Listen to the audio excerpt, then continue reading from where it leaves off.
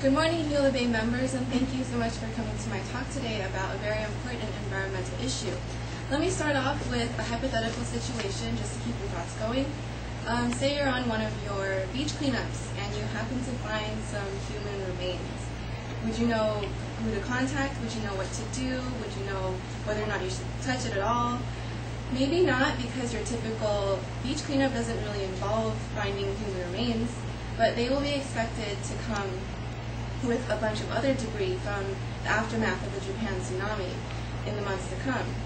Now, this is a very important and very new issue, so there are a lot of misunderstandings.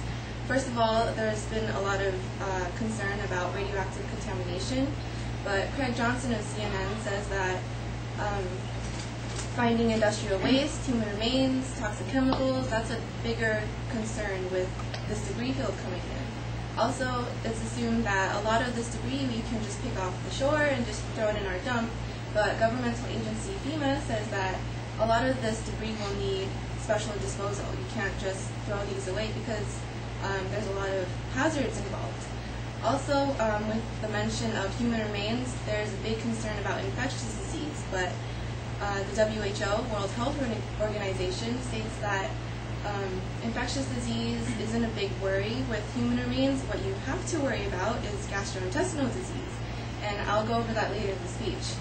So to clear up this, some of these misunderstandings, today I'm going to talk about the field of debris coming in from the Japan tsunami that is scheduled to come towards the U.S. West Coast in the months to come. I'm going to talk about the objects that you might find in this debris field, the health hazards and risks that they pose, and lastly I'm going to talk about the safe and proper methods of disposing these items correctly. So let's first start off with what you're going to find in this debris field. As you can see on this map of northern Japan, there's a huge area affected by the tsunami and the earthquake. Metropolitan cities, residential areas, industrial areas, they were all washed over by the tsunami. Thank you. And so you can imagine there's a huge variety of items to be found in this debris field.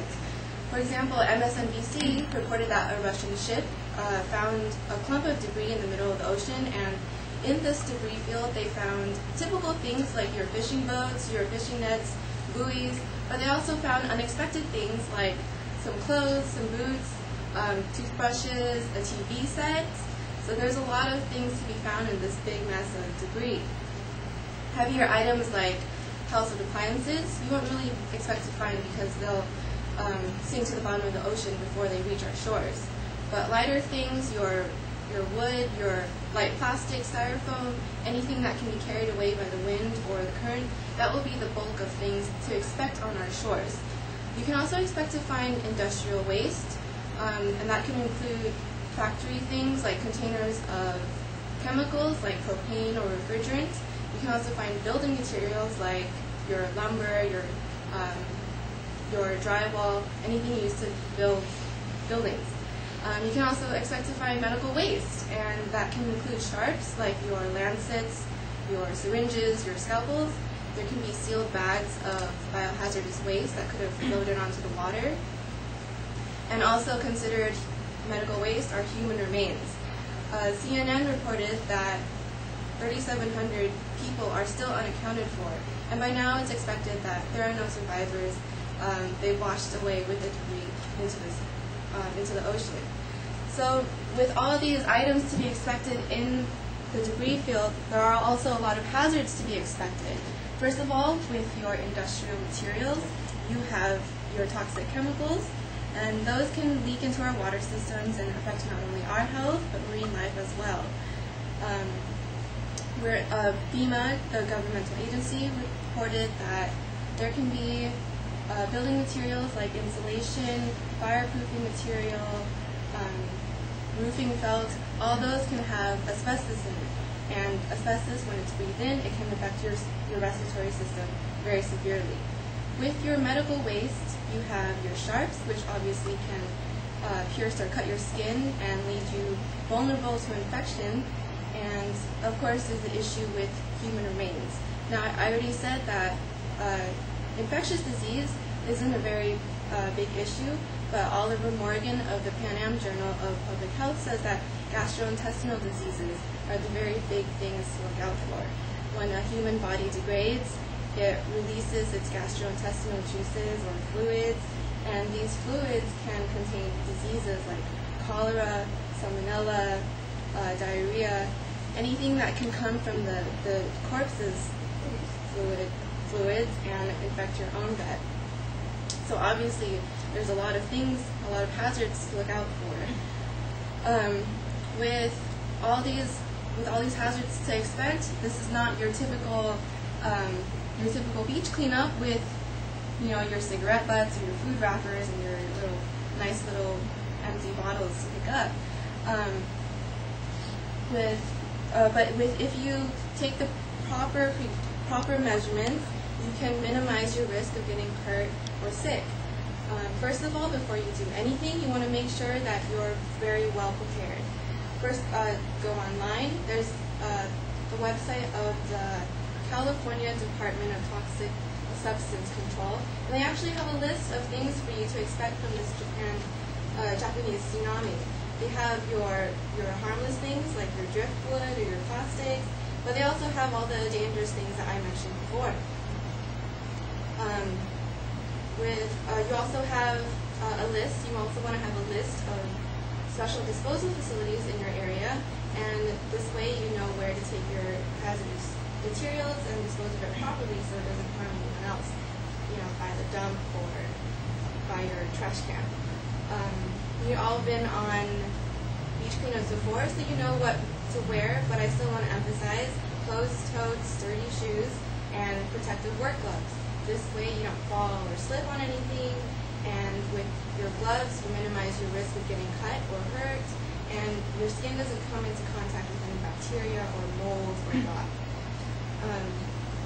Some key things to note are PVC pipe. Greenpeace says that PVC pipe is made up of its own class of plastic.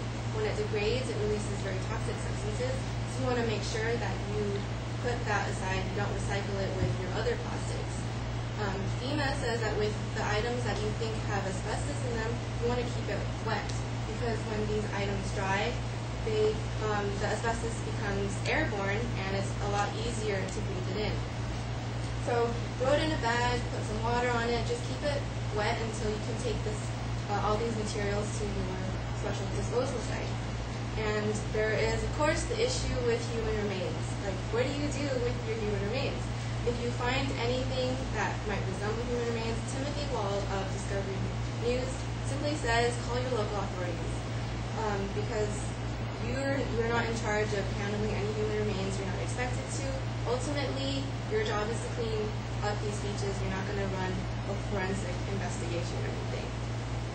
And when you're done cleaning up the beaches, you have to make sure you yourself are clean. Make sure any clothes that you wear, you either wash thoroughly or you can throw them away if they're old.